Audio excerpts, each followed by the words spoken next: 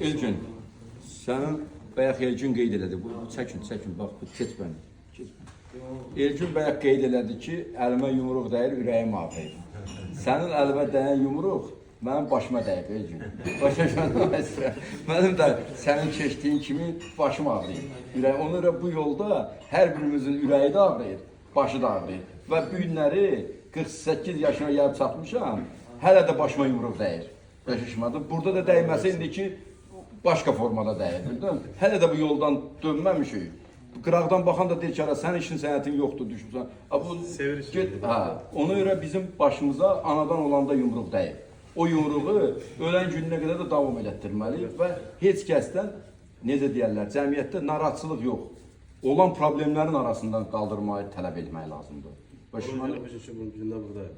Ona görə də bu klub olaraq biz səni yenə təbrik edirik və sən bizim ailənin üzvüsən, Maitə ailəsinin üzvüsən. Ola bilər, mən gələn heç burada olmayan, mənim yerimdə başqası olar seçkilərdə. Ancaq mən olan dövrdə sən bu ailənin nümayəndəsisən, üzvüsən, mən sənə uğurlar arzu edirəm.